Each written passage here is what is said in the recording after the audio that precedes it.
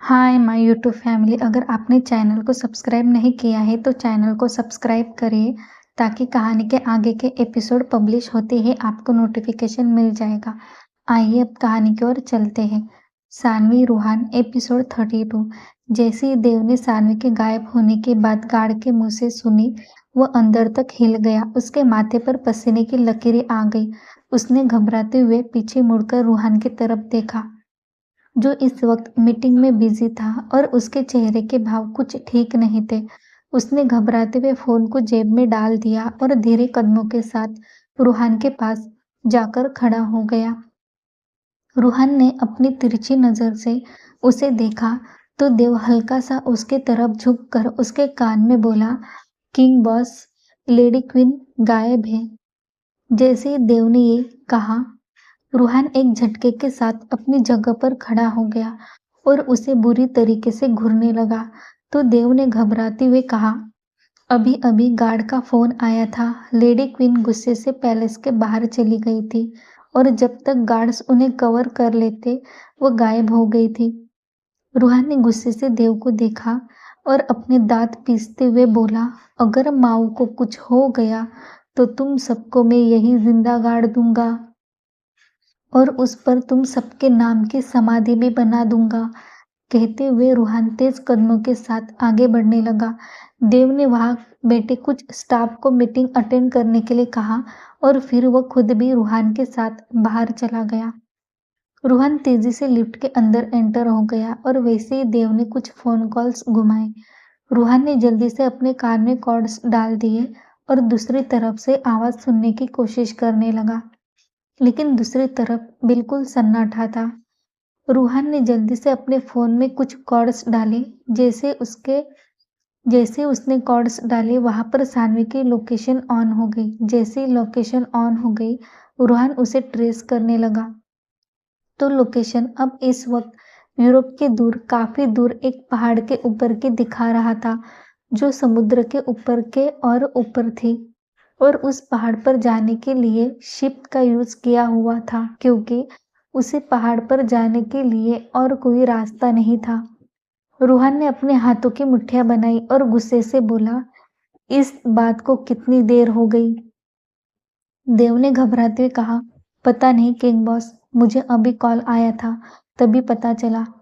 रूहान ने अपने फोन पर आई लोकेशन को अपने सारे गार्ड्स में सेंड कर दिया और वैसे ही सब लोग सानवी की तरफ जाने के लिए निकल पड़े। RSR palace. सबके जाने के बाद कबीर, जो पैलेस में रुका हुआ था, उसने अपने फोन को देखा तो उसके गर्लफ्रेंड लाइव आई हुई थी और रोते हुए अपने ब्रेकअप की कहानी सबको बता रही थी, जिसे देखकर कबीर अपना हाथ सर पर मार दिया और वैसे ही गाड़ी लेकर पैलेस के बाहर आ गया। सानवी के बारे में उसे कुछ पता नहीं था, क्योंकि उस वक्त वह अपने कमरे में था। जब वो बाहर आया, बाहर का माहौल उसे थोड़ा अजीब लगा। उसने सब कुछ इग्नोर किया और वैसे ही अपने महंगी कार लेकर अपनी गर्लफ्रेंड के घर की तरफ चला गया।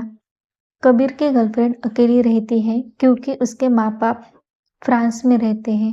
नोवा, कबीर के गर्लफ्रेंड, वो एक सोशलिस्ट है। एक तरफ कबीर उसका लाइव सेक्शन देख रहा था, जिस पर उसे कई सारे नेगेटिव कमेंट्स और पॉजिटिव कमेंट्स आए हुए थे। ठीक हुआ तुम्हारे साथ, तुम उसे डिजर्व नहीं करती। अरे, ये तो बहुत बुरा हुआ, आपके साथ ऐसा नहीं होना चाहिए था। छोड़ दिया इसे भी, ये RSR की टीम बस लड़कियां घुमाना जानते हैं। ऐसे ना जाने कितने ही कमेंट्स आ रहे थे। कबीर ने फोन को लॉक किया और तेजी से नोवा के घर की तरफ चला गया। कुछ देर बाद नोवा का घर। नोवा ने लाइव सेक्शन बंद कर दिया था और शॉवर लेकर बेड पर पेट के बल लेटी हुई थी। तभी उसके कमरे का दरवाजा खुल गया और कबीर अंदर आते हुए बोला, उप्स, यूरोप में बाढ़ आ गई, बचाओ बचाओ, हे इंद्रदेव, हम पर इतना जुल्म मत कर। कहते हुए कबीर नोवा की तरफ आने लगा। नोवा ने जब उसकी आवाज सुनी, उसने एक तकिया लेकर कबीर के ऊपर फेंक दिया और रोते हुए बोली, यू तुम यहाँ क्या कर रहे हो? Get out of my house. I am not a dog, you understand? So मुझे यू कहना बंद करो, कबीर ने चिढ़ते हुए कहा और तकिया साइड में रखकर नोवा के पास बैठ गया। नोवा ने उसे बुरी तरीके से इग्नोर किया और अपना मुंह दूसरी तरफ करके वैसे ही बेड पर लेटी रही, जिसे देखकर कबीर उसके ऊपर लेट गया और उसके गालों को प्यार से सहलाते हुए बोला, अच्छा बाबा, माफ कर दो, मेरी कोई गलती नहीं थी। सब कुछ रूहान के कारण हुआ है। तुम्हें पता है तुम्हारे गुस्से के कारण मुझे कितनी बड़ी सजा मिल गई थी? तुम मुझसे मिलने आई इसलिए रूहान ने मुझे उसके बेसमेंट में भेज दिया था। उसकी बात सुनकर नोवा की आंखें हैरानी से बड़ी बड़ी हो गई और वो जल्दी से सीधा लेटते हुए बोली, क्या क्या कहा तुमने? किंग बॉस ने तुम्हें बेसमेंट में भेज दिया था? तुम ठीक तो हो ना? नोवा की वह चिंता भरी आवाज सुनकर कबीर के होठों पर मुस्कान आ गई और उसके बालों को सहलाते हुए बोला, जाने दो, छोड़ दो, जाओ, तुम जाकर रेडी हो जाओ, हम कहीं बाहर चलते हैं, तुम्हारा मूड ठीक हो जाएगा। नोवा ने मुंह बनाते हुए कहा, हमारा तो ब्रेकअप हो गया था ना? उसकी बात सुनकर कबीर ने अपनी आंखें छोटी की और उसे घूरते हुए बोला, क्या तुम सच में चाहती हो? अगर ऐसा है तो बता दो, वैसे भी मेरे पीछे लड़कियों की लाइन लगी है, कोई भी पड़ जाएगी। उसकी बात सुनकर नोवा ने उसके सीने पर जोर जोर से हाथों से मारते हुए कहा, तुम ना बहुत ज्यादा बेकार हो। कबीर ने उसके दोनों हाथों को पकड़ लिया और उसे अपने ऊपर खींचते हुए बोला, अच्छा मैं बेकार हूँ? नोवा ने अपना सर हाँ में हिला दिया। उसकी हरकत देख कबीर ने उसे फिर से बेड पर धक्का दे दिया और उसके ऊपर जाकर उसके होठों पर किस करने लगा, जिसे देख नोवा ने अपने दोनों हाथ उसके गर्दन पर लपेट दिए और उसके किस का साथ देने लगे। बहुत देर तक दोनों भी एक दूसरे को चूम रहे थे। जब नोवा की सांसें भारी हो गई, कबीर ने उसे छोड़ दिया और उसके नाक को हल्के से काटते हुए बोला, जाओ, जाकर रेडी हो जाओ, जल्दी, मेरे पास टाइम नहीं है। उसकी बात सुनकर नोवा ने अपना पैर जोर से पटका और कहा, टाइम नहीं तो फिर आए क्यों? कबीर अपनी जगह पर खड़े होते हुए बोला, तुम्हें नहीं आना ना? नहीं तो बता दो, मैं चला जाता हूँ। उसकी बात सुनकर नोवा ने उसके हाथ को पकड़ लिया और उसे सोफे पर बैठाते हुए बोली, रुक जाओ। उसकी बात सुनकर कबीर ने उसे अपनी तरफ खींच लिया और उसे देखते हुए बोला, बहुत दिन हो गए, यू नो ना मैं क्या कह रहा हूँ? नोवा ने उसे धक्का दिया और कहा, मैं अभी भी नाराज हूँ, पहले मनाओ बाद में। कहते हुए नोवा भागकर जल्दी से बाथरूम की तरफ चली गई। कबीर ने भी उसे एक नजर देखा और अपना सर हिलाते हुए बोला, पागल लड़की, इतना आसान होता है क्या प्यार करके छोड़ देना? कहते हुए कबीर ने अपना फोन निकाला और उस पर सोशल मीडिया ऐप पर टाइम पास करने लगा। तभी उसकी नजर कुछ तस्वीरों पर पड़ी जिसमें रूहान और सानवी की तस्वीर थी, लेकिन सानवी का चेहरा किसी भी तस्वीर में दिखाई नहीं दे रहा था, सिर्फ रूहान का चेहरा ही दिखाई दे रहा था और उसमें उन दोनों के बहुत ही क्लोज मोमेंट कैप्चर किए हुए थे। जाहिर सी बात थी, इतने क्लोज मोमेंट कैप्चर करने वाला कोई और नहीं, रूहान ही था। लेकिन वो तस्वीर सिर्फ रूहान के अकाउंट से ही नहीं तो और भी लोगों के अकाउंट से अपलोड किए हुए थे और ऊपर बड़े बड़े अक्षरों में लिखा हुआ था, तो कुछ में वॉइस लगाया हुआ था, रूहान सिंह राणा, यूरोप का किंग, की शादी हो चुकी है।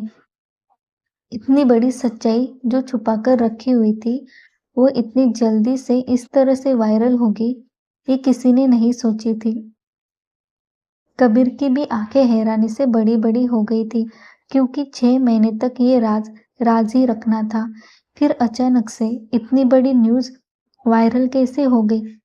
उसने जल्दी से रूहान को फोन किया, लेकिन रूहान ने फोन नहीं उठाया, जिसे देख उसने जल्दी से वीरेन को फोन कर दिया। वीरेन इस वक्त कमरे में रेडी हो रहा था, क्योंकि कुछ ही देर बाद वो लोग यूरोप के लिए निकलने वाले थे।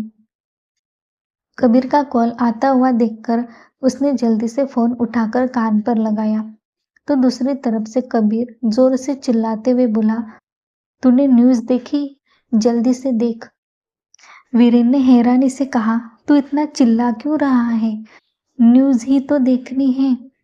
कहते हुए उसने अपना फोन चेक किया और जब उसने भी वही न्यूज़ देखी तो उसकी भी आंखें हैरानी से बड़ी बड़ी हो गई। उसने जल्दी से फोन को कान पर लगाते हुए कहा, अब्बी ये क्या है? ये किसने किया? कबीर भी अपनी हैरानी भरी आवाज में बोला, अगर मुझे पता होता तो मैं तुम्हें क्यों फोन करता? पागल, पता लगाओ ये किसका काम है। और वो रूहान फोन भी नहीं उठा रहा है, पता नहीं कहाँ चला गया है।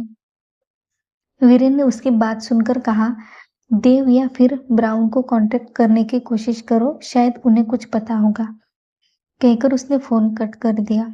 उसने फोन पर रूहान और सानवी की तस्वीर देखते हुए अपने मन में सोचा, ये न्यूज़ अगर वायरल हो गई तो बहुत बड़ी प्रॉब्लम हो जाएगी। अभी तक तो सानू की सच्चाई भी सामने नहीं आई, ऊपर से अंकल क्या चाहते हैं ये भी तो हमें पता नहीं है। ऐसे में सब कुछ खुलासा होना। वीरेन जल्दी से लैपटॉप ऑन किया और उसमें से उन तस्वीरों को हटाने के लिए पूरी सिस्टम को हैक करने लगा, पर हो ही नहीं रहा था। रूहान इस वक्त सभी गार्ड्स के साथ बीच पर आया हुआ था, जहां से वो लोग बोट से दूसरी तरफ जाने वाले थे, जहां पर सानवी की लोकेशन दिखा रही थी। चारों तरफ ठंडी हवाएं छूट रही थी और आसमान में बादल भी घिर चुके थे। ऐसा लग रहा था जैसे बारिश होने वाली हो और इस मौसम के कारण समुंदर की लहरें भी बहुत जोर जोर से उठ रही थी, जिसमें इस वक्त बोटिंग करना बहुत ही रिस्की था। सभी गार्ड्स घबराए हुए थे क्योंकि इस हालत में समुद्र में जाना, वो भी इस वक्त, ऐसे ना वैसे तो उनकी मौत तय थी।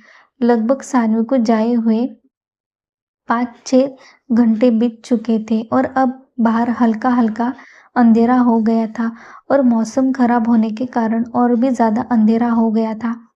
दूर दूर तक फैले उस समंदर में ज्यादा कुछ दिखाई नहीं दे रहा था।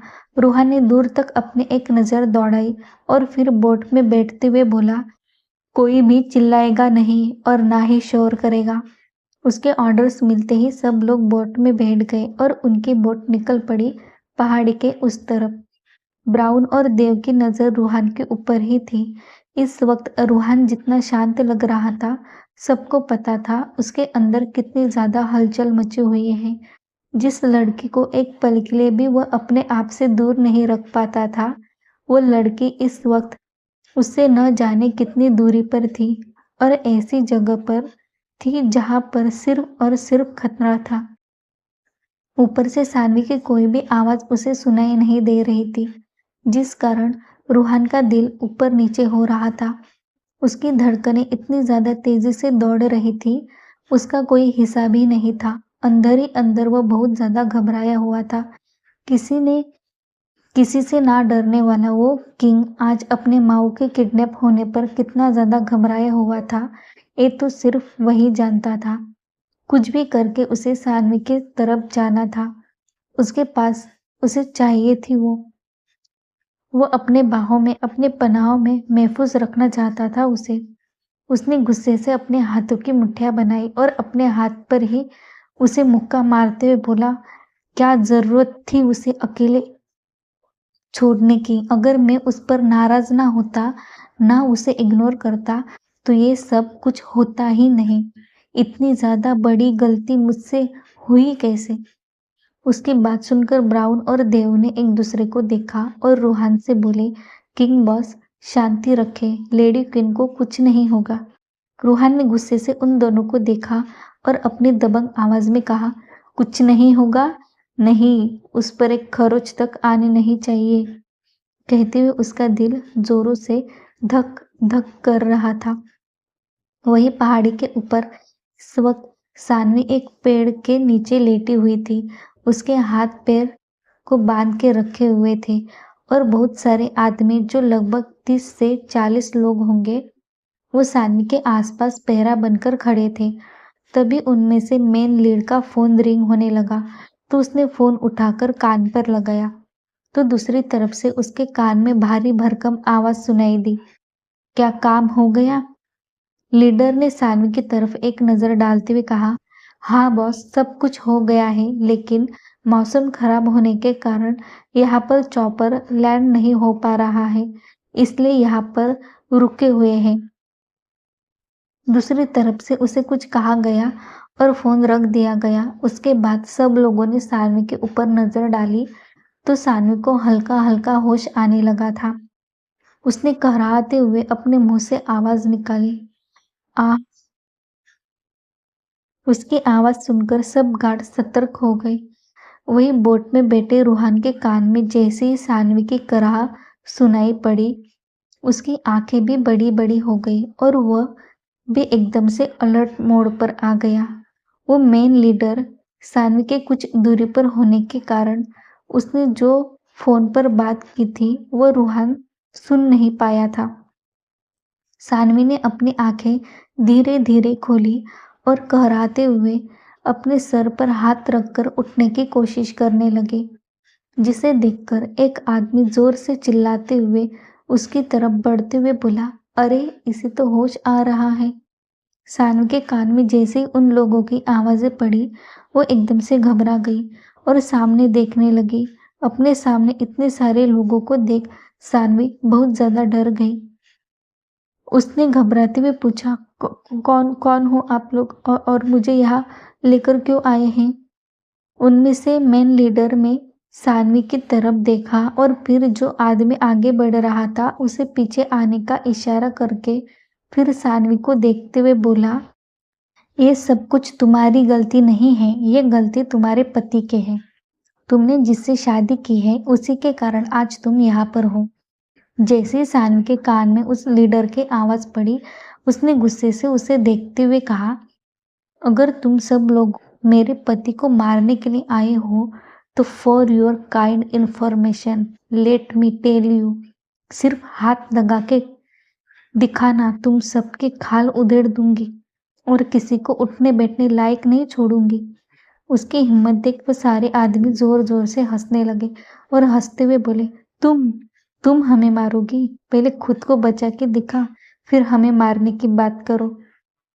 उनकी बात सुनकर सानवी हंसते हुए बोली, पहले हाथ तो छोड़कर दिखाओ, फिर बताती हूँ मैं क्या चीज हूँ।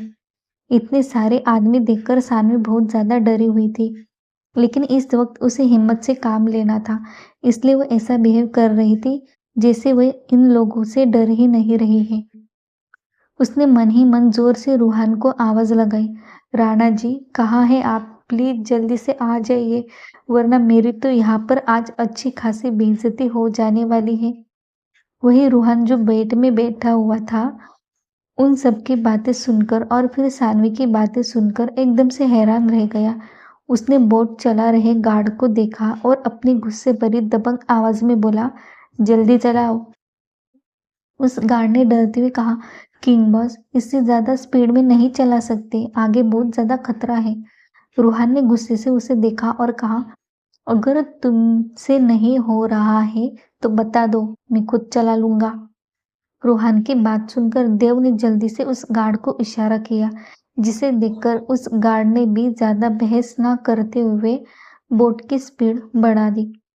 यहाँ जो आदमी सानवी से बात कर रहे थे, उन्होंने सानवी की बात सुनकर जोर से हंसते हुए कहा, लगता है रूहान सिंह राणा की बीवी के अंदर सच में बहुत ज्यादा ताकत है। सानवी ने अपना थूक निगला और कहा, आजमा के तो देख लो, फिर तुम्हें बताती हूँ रूहान सिंह राणा की बीवी आखिर चीज क्या है। उस आदमी ने में से एक मेन लीडर ने एक आदमी को इशारा किया, जिसे देखकर वो आदमी आगे बढ़ा और उसने सानवी के हाथ और पैर को खोल दिया। वैसे ही सानवी ने चैन की सांस ली और मन ही मन भोलेनाथ का जप करके गहरी सांस लेकर अपनी जगह पर खड़ी हो गई और फिर अपने आसपास नजर दौड़ाकर एक पल भी बिना गवाए वहां से भागने लगी। उसकी हरकत देख सब लोग हैरान रह गए। मेन लीडर ने जल्दी से गार्ड को इशारा किया और जोर से चिल्लाते हुए बोला, अरे बेवकूफो, मेरा मुंह क्या देख रहे हो, पकड़ो उसे। लीडर की बात सुनकर सभी आदमी सानवी को पकड़ने के लिए उसके पीछे पीछे भागने लगे। वही सानवी अपनी सांस रोककर जितना हो सके उतना तेजी से भाग रही थी और मन ही मन रूहान को पुकार रही थी। वह इस बात से बिल्कुल भी अनजान थी कि वो जिस आदमी को इतनी शिद्दत से पुकार रही है, वह आदमी उसकी आवाजें साफ साफ सुन रहा था। यहाँ रूहान की हालत खराब होती जा रही थी।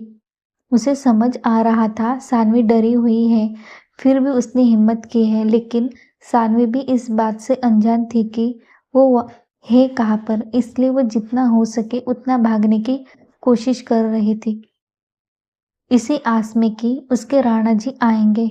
आखिरकार वो पहाड़ के आखिरी छोर पर आकर रुक गई, जहां पर बहुत ऊंची खाई थी, और फिर वहां से सीधा आदमी समंदर में।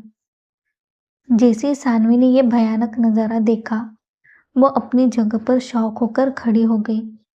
अब उसकी हालत और भी ज्यादा खराब हो गई थी, क्योंकि पीछे वह सब आदमी आकर खड़े हो गए थे और अब आगे खाई थी। उसने अपनी घबराई हुई नजरों से उन आदमी को देखा और फिर समंदर की उस गहराई को, जहां पर तूफान उठ रहा था और लहरें भी इतने तेजी से जाकर पहाड़ी पर टकरा रही थी, मानो वो पहाड़ी गिराकर ही मानेंगे। उसने एक नजर पूरे समंदर में दौड़ाई तो समंदर में मचा इस वक्त का वो माहौल देखकर सानवी अंदर तक हिल गई। उसका पूरा बदन डर के मारे थर थर कांप रहा था। उसकी हालत देखकर उसके पीछे आ रहे सब आदमी रुक गए और उसे देखकर जोर जोर से हंसने लगे। सानवी भी समझ गई थी कि उसकी बेवकूफी पर वो लोग इतने जोर जोर से हंस रहे हैं। उसने अपने सर पर हल्के से टपली मारी और बोली, क्या जरूरत थी तुझे भागने की सानवी? थोड़ी देर रुक जाती, लेकिन नहीं, मैडम को सभी चीजों में गलतियां करने की आदत हो गई है। अब क्या करूं मैं? हे भोलेनाथ, कैसे यहाँ से निकलूं? अगर मैं यहाँ से कूद गई तो सीधा ऊपर पहुंच जाऊंगी और उनके हाथ लगी तो पता नहीं मेरे साथ क्या होगा। मैं भी पागल हूँ, क्या जरूरत थी मुझे घर से बाहर निकालने की? वहीं पर मुंह फुलाकर बैठ जाती। नहीं तो इतनी सारी गाड़ियां थी, उसमें बैठकर चली जाती, पर नहीं। उनमें से मेन लीडर ने सानवी को देखते हुए पूछा, हो गया तुम्हारा? अब कहाँ तक भागने का इरादा है? सानवी ने रोनी जैसी शक्ल बनाई और उन्हें देखते हुए बोली, प्लीज मुझे छोड़ दो, मुझे यहाँ से जाने दो। तुम्हें जो कुछ भी उनसे कहना है तुम उनके आने के बाद ही कह लेना, लेकिन अभी के लिए मुझे जाने दो। उसकी बात सुनकर उस लीडर ने उसके ऊपर से नीचे तक देखते हुए अपने सीने पर हाथों से मसलते हुए बहुत गंदी तरीके से कहा, इतनी खूबसूरत सी जलपरी हाथ लगने के बाद तुम्हें क्या लगता है हम तुम्हें छत में छोड़ देंगे? कहते हुए वो आदमी सानवी की तरफ बढ़ने लगा तो सानवी ने उसे उंगली दिखाते हुए कहा, देखो वहीं पर रुक जाओ, वरना मैं यहाँ से कूद जाऊंगी। उस आदमी ने घूरकर सानवी को देखा और अजीब तरह से मुस्कुराते हुए बोला, इतनी हिम्मत तो तुझ में है ही नहीं कि तू यहाँ से कूद जाएगी। सानवी ने उसे उंगली दिखाते हुए कहा, देखो मुझे हल्के में मत लो, बिल्कुल भी मत लो। उन आदमियों ने सानवी को बिल्कुल हल्के में लिया और फिर उसके तरफ बढ़ने लगा। उन आदमियों को अपनी तरफ आता देखकर सानवी की हालत बहुत ज्यादा खराब हो रही थी। अब तक वो बिल्कुल शांत थी, लेकिन अब उसके आंखों से आंसू बहने लगे थे। उसे बहुत ज्यादा डर लग रहा था। ऊपर से लहरों की भयानक आती आवाज, समंदर में तूफान आया हुआ था और ऐसा लग रहा था जैसे अब बारिश होने लगेगी। सानवी ने एक नजर आसमान की तरफ देखा और फिर अपने सामने खड़े आदमियों को, जो उसके नजदीक बढ़ रहे थे। सब लोग अब सानवी के बिल्कुल सामने खड़े थे, इतने कि सानवी और उनके बीच बस 1 इंच का फासला था। यहाँ सानवी की आवाज सुन रहे रूहान की हालत बहुत ज्यादा खराब हो रही थी। उसे एक पल में अंदाजा हो गया था कि सानवी के साथ सब कुछ क्या हो रहा है। घबराहट के मारे उसके मुंह से गुर्राने की आवाजें निकल रही थी, जिसे सुन सुनकर वहां पर बैठे देव, ब्राउन और गार्ड की हालत बहुत ज्यादा खराब होती जा रही थी। रूहान ने गुस्से से गार्ड को देखते हुए कहा, तुम्हारे अंदर जान नहीं क्या? अगर एक पल भी तुमने देरी की तो जिस मौत का तुम्हें डर है ना, उसके दर्शन तुम्हें यही करवा दूंगा और सीधा इस समंदर में फेंक दूंगा। जरूरत नहीं है मुझे ऐसे आदमियों की। उसका गुस्सा जायज था। गार्ड तो डर के मारे थर थर कांप रहा था। सामने इतना बड़ा तूफान और उस तूफान से भी ज्यादा भयानक तूफान उसके सामने खड़ा था। पता नहीं ये रूहान सिंह राणा उन आदमियों के साथ क्या करेगा जिसके कारण वो इतना ज्यादा उबल रहा है। यहाँ वो आदमी सानवी के आगे बढ़ रहे थे। उनमें से एक ने सानवी का हाथ पकड़ने की कोशिश की तो सानवी ने झटके से अपना हाथ पीछे लेते हुए गुस्से से चिल्लाकर कहा, छूने की कोशिश भी मत कीजिए मुझे। यह सानवी की आवाज सुनकर रूहान ने अपने दांत पीस लिए।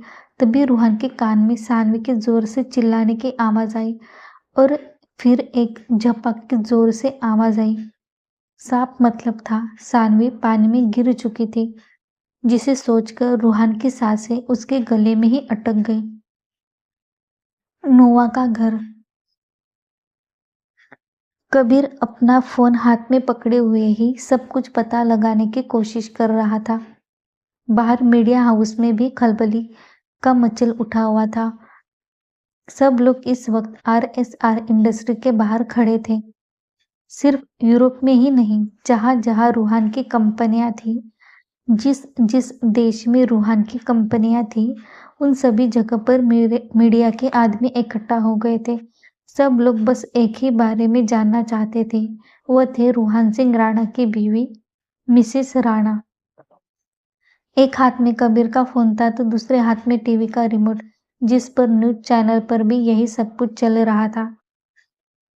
कबीर के अकाउंट पर भी मैसेज और कॉल की बाढ़ आ गई थी। उसके फैमिली में से भी सभी लोगों के कॉल्स आ गए थे। इतना ही नहीं, रूहान के गर्लफ्रेंड्स का भी उसके फोन पर कॉल्स आ रहे थे। कबीर बहुत ज्यादा फ्रस्ट्रेट हो गया था। जब नोवा रेडी होकर बाहर आई तो न्यूज चैनल पर चल रहे न्यूज को देखकर एकदम से शॉक हो गई और कबीर को देखते हुए, कबीर ये लोग क्या बकवास कर रहे हैं? क्या ये सच है? कबीर ने अपना सर हल्का सा हिलाते हुए कहा, हाँ ये सच है, लेकिन इस बारे में किसी को पता नहीं है। लेकिन अचानक से ये खबर इतनी ज्यादा वायरल हो रही है।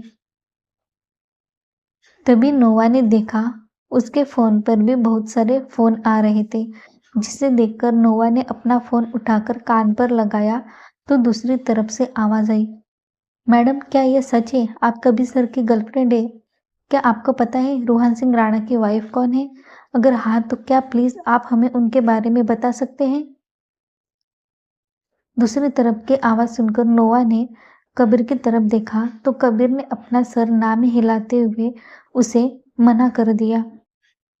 तो नोवा ने भी उसकी बात मानकर सामने वाले आदमी से कहा, नहीं मुझे इस बारे में कुछ पता नहीं है, मैं भी इस बारे में पता लगाने की कोशिश करती हूँ।